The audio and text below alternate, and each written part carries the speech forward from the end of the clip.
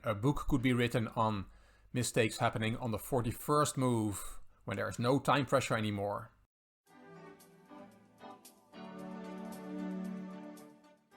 Hello chess fans, this is Rick from Chess to Impress with number 14 in the series Resigning in a Winning Position.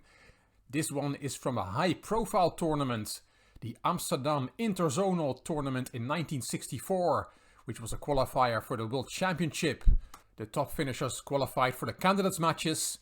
In the end it resulted in Boris Spassky qualifying to challenge world champion Petrosyan. The Interzonal tournament was won by 4 players, Smyslov, Tal, Larsen and Spassky, with 17 points out of 23 games. Yes, that was quite a tournament, 23 rounds. The game we're going to look at was played in round 11 between Klaus Darga from West Germany and Levente Lengyel from Hungary. My Hungarian is not great, I'm sure I'm mispronouncing that name. Darga played knight f3, he was awarded the title of International Master in 1957, so 7 years earlier, and Grandmaster in the year that this game was played. He also played in 10 Olympiads for West Germany, and Klaus Darga is still alive as I'm recording this video in 2020.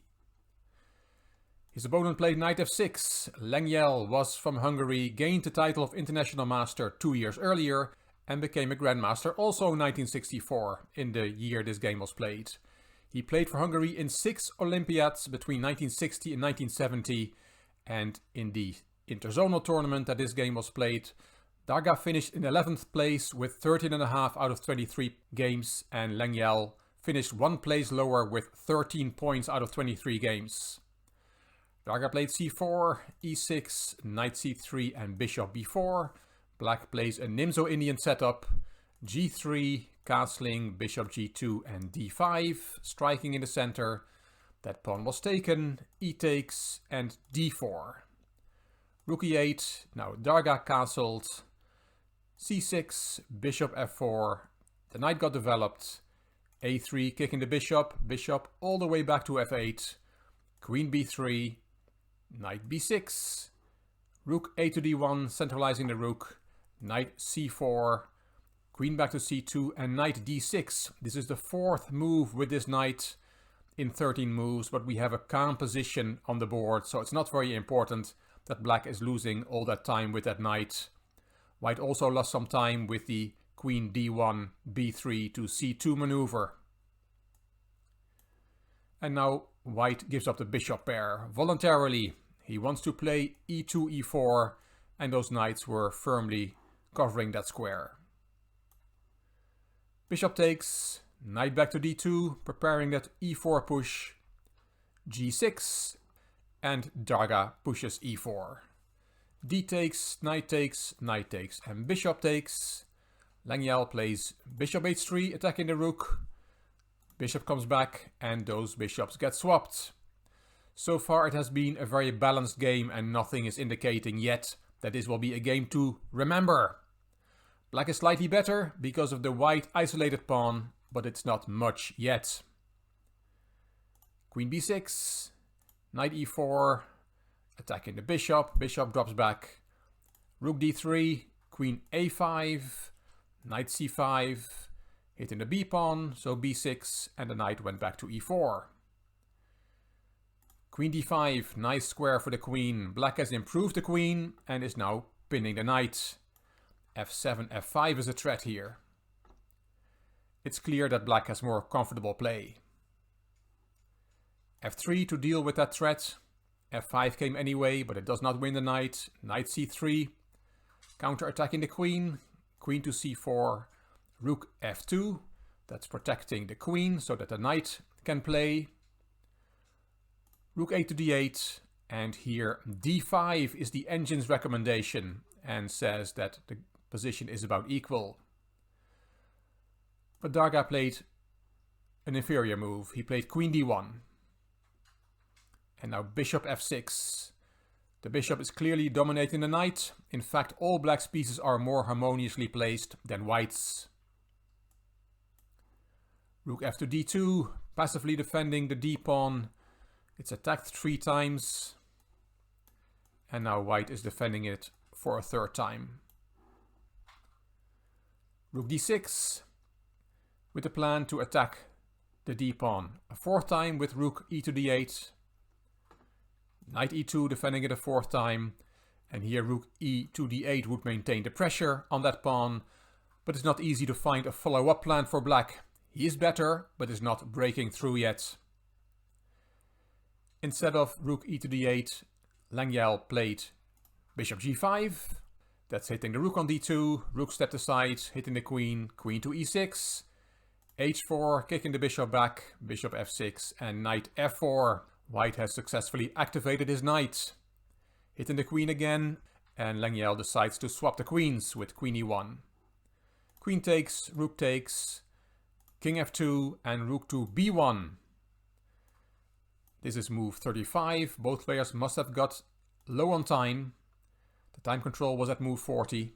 2.5 hours for 40 moves per player.